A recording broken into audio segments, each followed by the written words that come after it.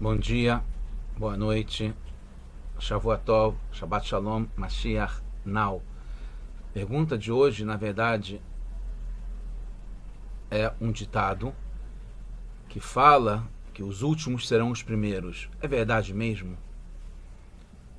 Eu tinha pensado numa pergunta também, que é: por que está escuro? Porque essa época é uma época de escuridão, não só no mundo em geral, que começou, na verdade começou há quase 2000 anos atrás, com a destruição do templo do Beit HaMikdash, que a gente está revivendo nessas 3 semanas, que conclui com o Tisha B'Av, que será no próximo domingo, já que cai no Shabat, e especialmente no último século, com todas as perseguições, o Holocausto, etc., e mais ainda se acentuando com a pandemia, guerra, crise econômica, todos os desafios que o mundo teve nesses últimos anos, de uma forma geral, em particular na vida de cada um, que é essa escuridão. E essa época que a gente está agora, que justamente as 3 semanas, e mais ainda agora que a gente entrou nos 9 dias que antecedem ao Tisha B'Av. E a Parashá é Parashat Devarim, que começa o 5º livro da Torá, que é o livro que Moshe Rabbeinu falou diretamente com a gente. Então, o ditado que eu encontrei relevante aqui no Brasil, não sei o quanto que isso também existe nas outras culturas, é sobre os últimos serão os primeiros, que é uma expressão muito comum que é usada. Essa expressão é muito propícia com a época que a gente está vivendo agora. Primeiro porque, sim, é verdade, é muito judaico isso como um conceito em geral, porque a gente aprende, já falei isso várias vezes, e a Hassidut repete isso com constância, principalmente o Rebbe, que o fim está ligado com o começo. Nautz Sofan Betrihlatan, como está no Sefer Yetzirah, que é considerado um dos primeiros livros, né? Então, o primeiro livro fala sobre o final, como o final está ligado com o começo. Então, os últimos necessariamente estão ligados com os primeiros também, e os últimos se tornam os primeiros, e assim por diante, porque também o começo está ligado com o fim, assim como o fim está ligado com o começo. E a gente está vendo essa época agora, que é a última época da Galut, do exílio, do sofrimento, da noite, e começando a viver os dias da Geulah, da redenção de Mashiach, em cada vida de cada um de nós em particular, e do mundo geral, que também uma coisa está ligada com a outra. Em várias circunstâncias tem aplicado esse conceito de último se não o primeiro, e do último ser melhor do que o primeiro. Estava lendo ontem mesmo um tratado de Tanit, terminando o tratado de Tanit, que é um costume que a gente tem justamente nessa época que está agora, de ter uma conclusão de um tratado do Talmud todos os dias, para trazer uma alegria permitida no meio da tristeza que é a realidade em geral, ligada à destruição do templo. E no final do tratado de Tanit se conta várias histórias ligadas a Rabi Hanina ben Dossa e sua esposa, que tinham vários milagres que aconteciam para eles. É uma história conhecida, que eles eram muito pobres, e a esposa em particular fala com Rabi Hanina que ele merecia, tinham vários milagres que aconteciam, não só para ele, para ela também, mas ela fala, questiona por que a gente tem uma vida tão pobre. E aí ele pede para Hashem, ele concorda com ela, que tinha que perguntar para Hashem por que tinha uma vida tão pobre, e do céu cai um pé de ouro para eles, né? E antes deles venderem, transformarem em dinheiro para poder viver melhor, o Rabi Hanina tem um sonho em que aparece uma bat-kol, uma voz do céu que fala que os Sadikim no Olam Abá, no mundo que está por vir, tem uma mesa com 4 pés, E ele vê que a dele tem só 3, porque um pé ele recebeu aqui nesse mundo. E aí quando ele acorda, ele conversa com a esposa, eles resolvem devolver, pedir para Hashem pegar de volta, e aparece uma mão e pega de volta o pé da mesa de ouro que ele tinha ganhado. E aí se comenta no Talmud que o segundo milagre foi maior do que o primeiro. O último milagre foi maior do que o primeiro. Que o último foi maior do que o primeiro. Por que o último foi maior que o primeiro? Porque quando se dá alguma coisa do céu, se dá. Agora, depois que deu, não se tira. Então, para tirar uma coisa que foi dada aqui embaixo, foi um milagre maior ainda. E se fala especialmente, e mais ainda a ver com a nossa época, que o último será maior do que o primeiro. E essa é uma história que tem muito a ver com a Galut, porque foi um desafio que os outros povos falaram para a gente, para desestimular que o segundo Beit HaMikdash, que seria o último, foi maior que o primeiro, de verdade foi, e que seria o último, no caso, na opinião deles. A gente comprova por outro episódio que o último pode ser depois ainda, e é o nosso, que será definitivo, o terceiro Beit HaMikdash, que seja agora, já nesse instante, para o mundo inteiro. Então, o último, que é o terceiro Beit HaMikdash, será maior do que o primeiro, mesmo tendo um segundo entre o último e o primeiro, e será maior não só em termos desse mundo em relação a tempo e tamanho, como foi o segundo em relação ao primeiro, mas será eterno para sempre, que mostra mais ainda como o último é melhor que o primeiro. E aí a gente vai no ponto que justamente se o último será maior que o primeiro, por que ele é chamado de último? E aí que é o ponto que eu queria trazer de uma Sirá do Rebbe de 5.749, que foi em 1989, há um pouquinho mais de 30 anos atrás.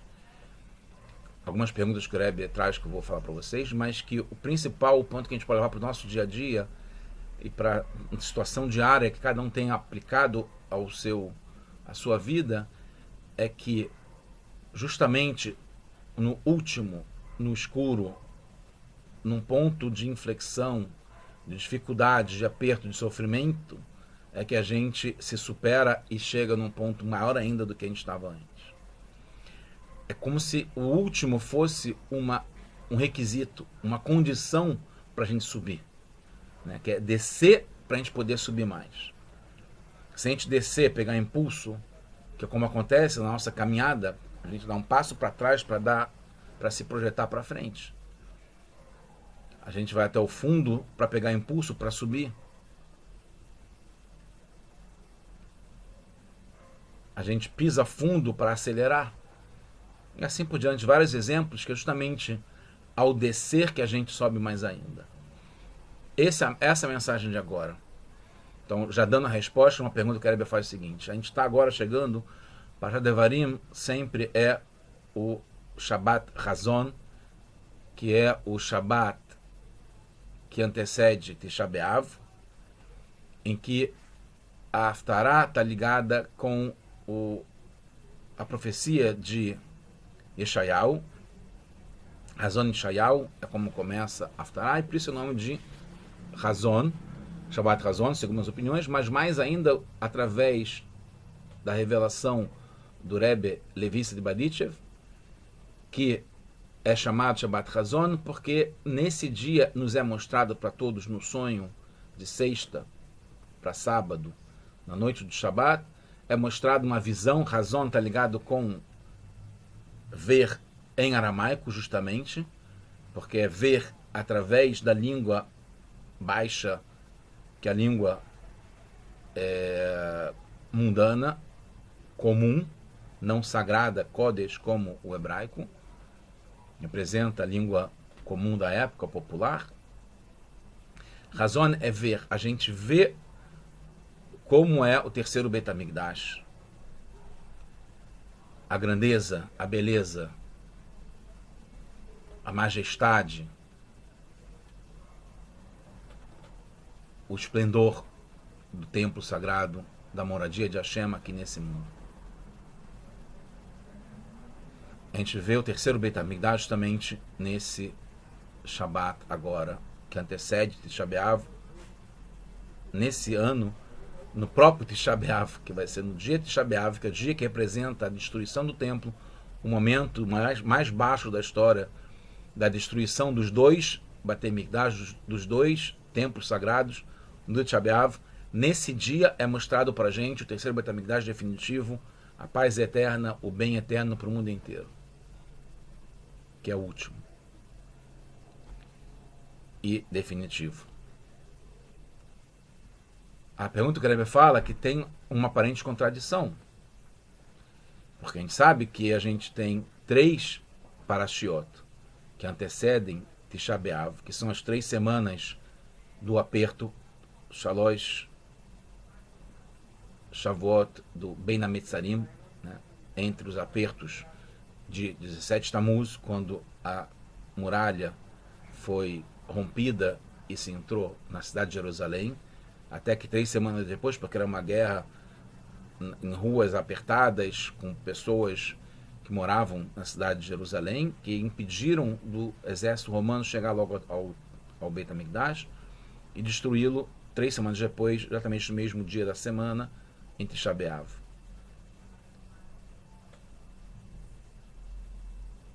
Então são 3 semanas que a gente lê uma haftará de tristeza, de dor, de exílio, que é essa que a gente está agora, e termina justamente nessa de Parashat Devarim, que é o Shabbat Razon, que fala de como estava destruída a cidade de Jerusalém, como uma profecia sobre, foi anterior à destruição, mas dizendo como será a destruição de uma forma com tintas fortes, como se diz. E depois tem 7 semanas que a haftará, a leitura, que também está ligado com o exílio, com a escuridão, quando a gente não pôde ter a leitura da Torá, que é a haftará, que é um acréscimo, podemos dizer assim, a leitura que tem no Shabat e nos Amim Tovim também. A haftará, as 7 semanas depois, até chegar no Rosh Hashanah, está ligado com 7 semanas, 7 haftarot de consolo pela destruição, porque são justamente depois da semana do dia de Tisha B'Av, que está ligado à destruição. Então, aparentemente, a visão do terceiro Beit HaMikdash está ligado com as 7 semanas que tem depois da destruição. Como que pode?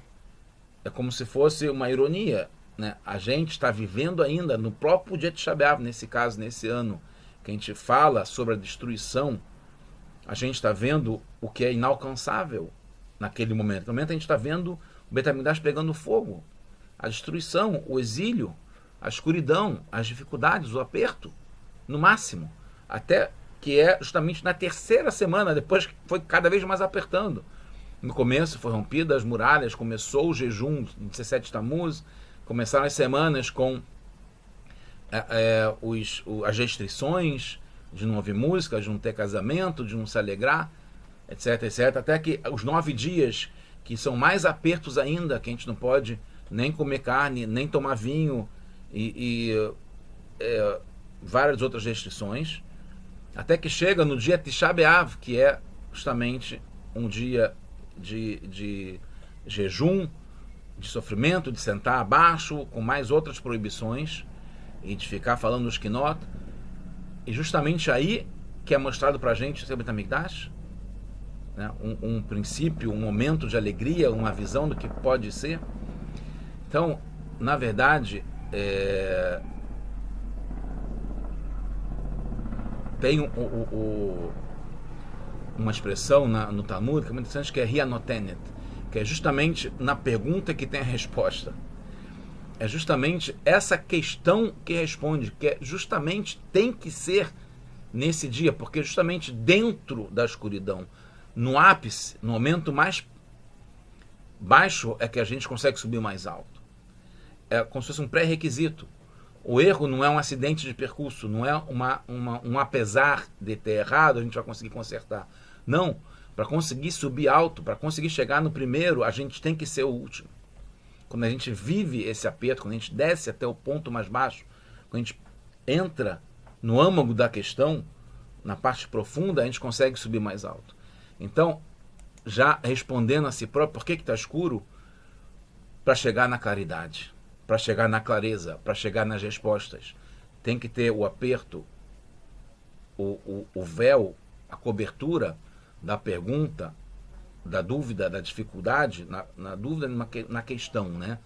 Dúvida não é bom a gente ficar com, justamente para a gente conseguir descobrir qual é o motivo e aí consertar, se remediar e chegar no ponto mais alto. Então, justamente é essa a questão. Eu fiz aqui, não ficou ainda muito bom, mas é uma coisa que eu vi. A gente já sabe a explicação, né? Aqui tem a palavra golá, que é o gimel, o vav, o lamed e o rei. Eu pulei o aleph de propósito aqui do meio. Golá está ligado com exílio, escuridão, noite, sofrimento, aperto, etc. Que é a palavra em hebraico para isso. E se a gente mostrar o aleph, não é a gente botar o aleph lá. O aleph já estava lá desde o começo. Vira Geulá, que é a redenção. A diferença do que eu tinha aprendido, tinha ouvido e tinha entendido do que se fala, é que a gente coloca o aleph. O próprio Rebbe fala sobre isso. Mas agora eu entendi de uma forma diferente.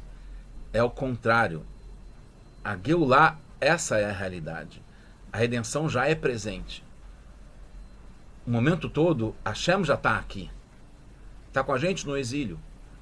O Aleph, está ligado com o Aleph de Hashem, de Alufosh Elolam, o capitão, comandante do mundo, já está presente. É que a gente não está vendo, porque ela está de uma forma escura.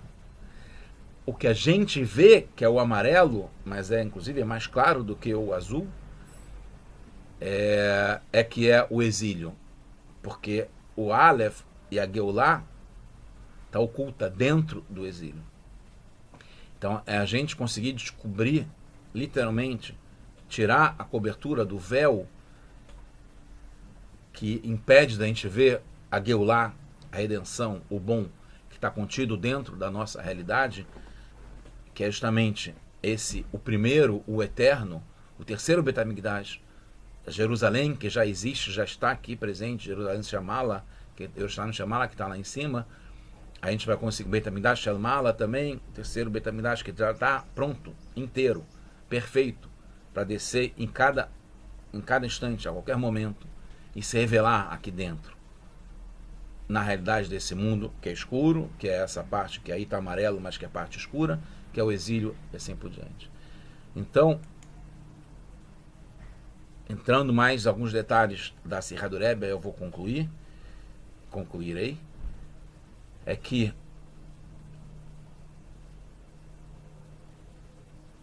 a gente vê, nessas 3 semanas, a gente vê os motivos que levaram a essa situação indesejável, para dizer o menos, o mínimo, né?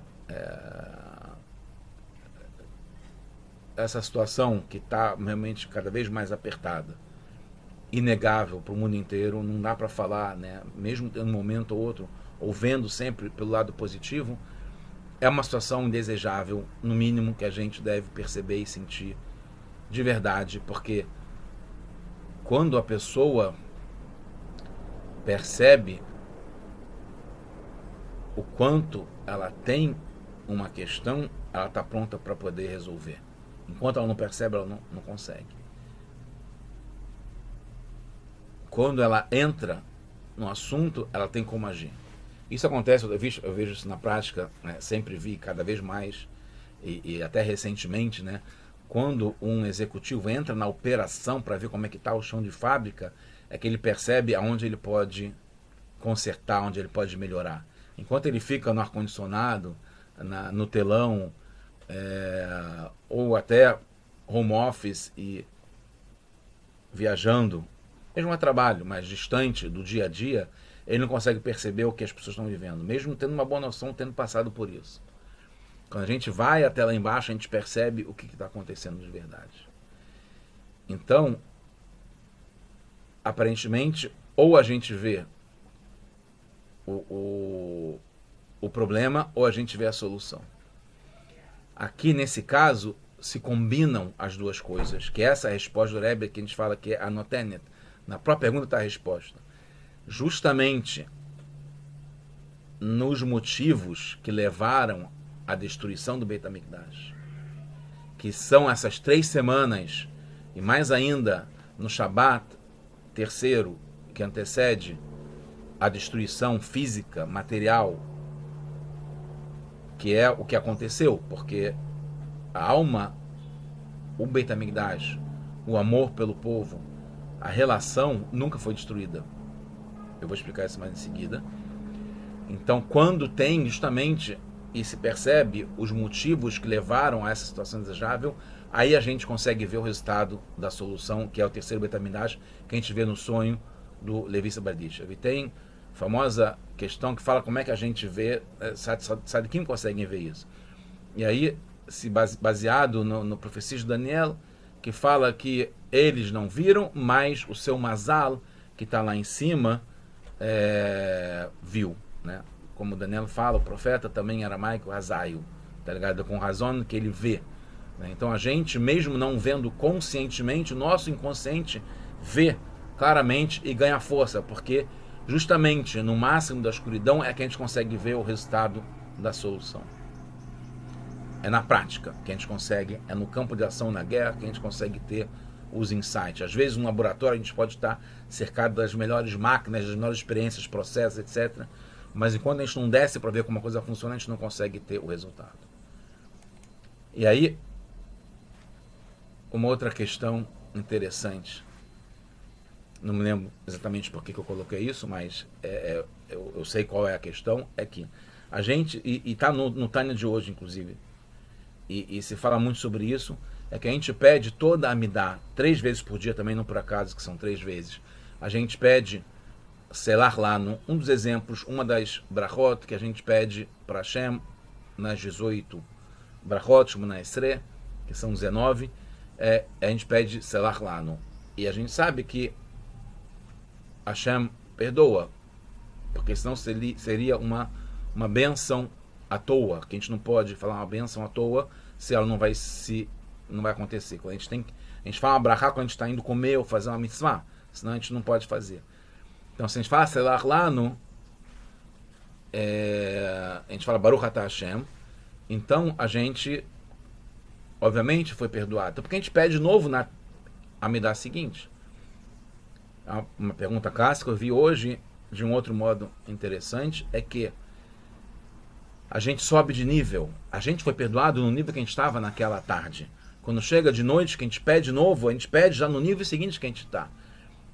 Para dar um exemplo claro, é que é como se um rapaz, uma moça, passou de ano no primeiro ano da faculdade, e aí, quando chega no segundo ano de faculdade, o professor dá uma nova prova para ele. Fala, mas eu já fiz a prova do primeiro ano, por que eu vou fazer uma prova do segundo ano? Não.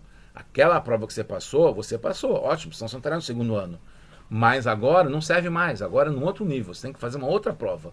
E a prova está ligado com esse teste que a gente passa, que a gente pede o perdão pelo erro que a gente pode ter tido.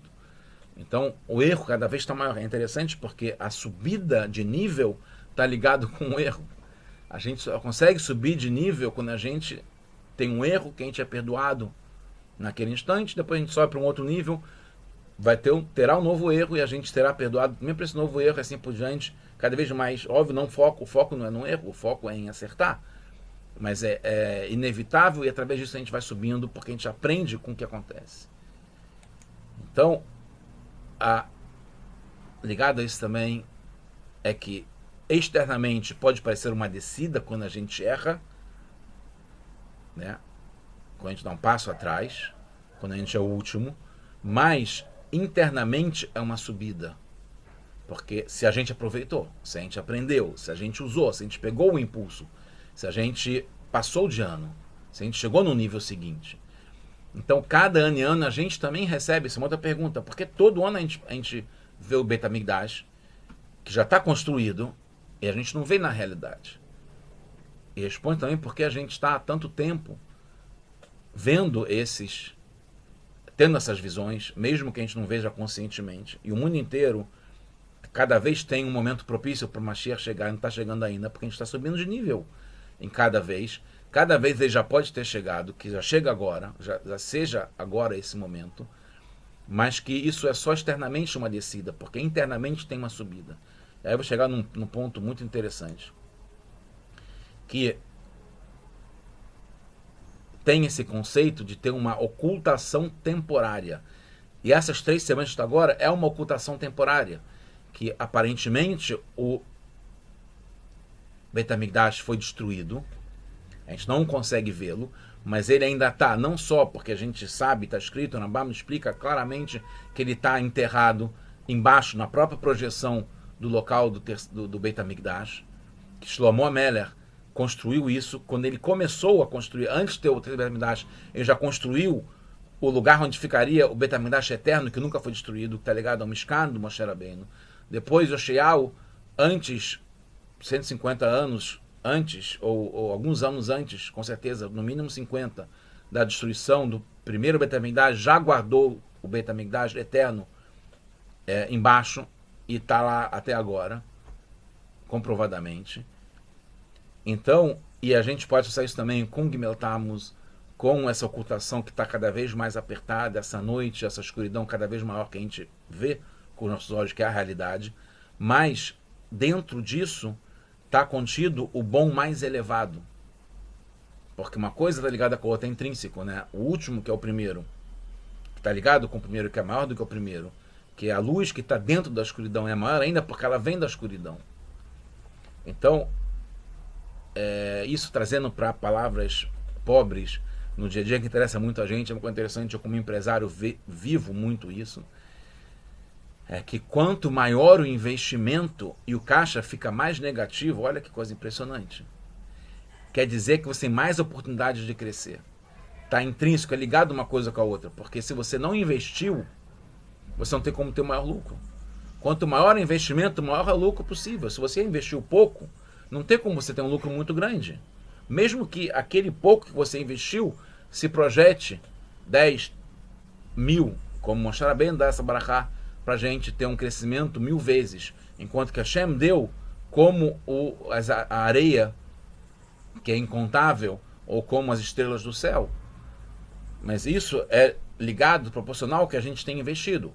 Então, obviamente, quanto maior é o investimento, quanto maior a gente fica com o caixa invertido, mais a gente tem, quando crescer, mais tem chances de subir, porque foi maior o investimento. Então, maior tem a realização do lucro em seguida. Não estou dizendo que é para a gente ficar com menos para poder ter mais. Mas isso é uma consequência inexorável e está ligado justamente com essa época. E a gente sabe, na prática, que é considerado o dia mais feliz de todos. O Rebbe traz na Sirá, o dia 15 de Av, o maior dia, a maior alegria que tem possível, o dia 15 de Av, mais do que Pesach também no dia 15, mais que Sukkot também no dia 15. Por quê? Porque tem o gap da diferença, o delay que tem entre Tisha B'Av, com a maior descida, com 15 de Av, que é a subida consequente. Então, como o 9 está muito embaixo, o 15 é muito maior do que um 15 normal, porque percebe-se a diferença do que teve em relação ao 9.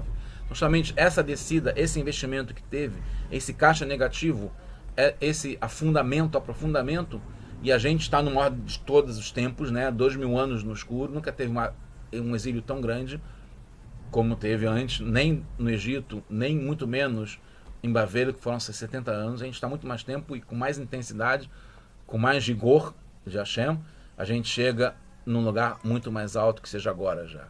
Então, porque tem essa descida, a gente consegue chegar num ponto muito maior. Uma coisa que eu pensei isso hoje, né? Essa é uma época que a gente não só faz estudo tratado do Talmud todos os dias, quando que acontece isso durante o resto do ano. Então, através de uma descida, tem uma subida muito maior. Não só isso, a gente estuda todos os dias sobre o Beit HaMikdash. Em que época do ano que a gente tem um costume de estudar sobre o Beit HaMikdash todos os dias? Justamente agora. Então, como teve essa descida, a gente hoje estuda o que tem de melhor, de uma forma mais elevada ainda do que tem antes. Então, a gente vê que o escuro é uma preparação para o melhor que está por vir. E um exemplo prático disso, encerrando, é que quando a gente dorme, tem uma ocultação, mas é somente do corpo. A alma continua intacta, ela sobe, pelo contrário, a alma se eleva e se reúne com a Hashem, ou com a parte da alma que está, da Yehidash Benefesh, que está ligada lá com a Hashem, e que nunca se deixa de se desprender e de ficar ligada com a Hashem, sem ficar mergulhada, afundada aqui nesse mundo. Então a gente vê que essas 3 semanas, esse exílio todo, a Galut, a Golá, que a gente falou, que é essa ocultação, esses 28 anos de ocultação desde Gimel Tammuz, está ligado com o sono, com essa dormida, é uma ocultação só na parte material, mas a parte da alma, ela continua sempre, a parte intrínseca, a parte interna, pelo contrário, justamente para a gente não ver, ela está crescendo, subindo, a recompensa, o prêmio, o resultado está cada vez maior, o investimento que a gente não percebe no dia a dia está trazendo cada vez mais frutos, que a gente possa já estar na Geulá completa, de uma forma revelada, na redenção para todos nós, de uma forma visível, com os nossos olhos, que a gente possa ter o razão de Lirot, de Ereiá, a gente vê com os próprios olhos, agora já, em que o último, que é o terceiro Beit HaMikdash, que é eterno, seja uma realidade de agora para a gente, now, tudo de bom, só coisas boas para todos nós. Shabbat Shalom, Mashiach, now.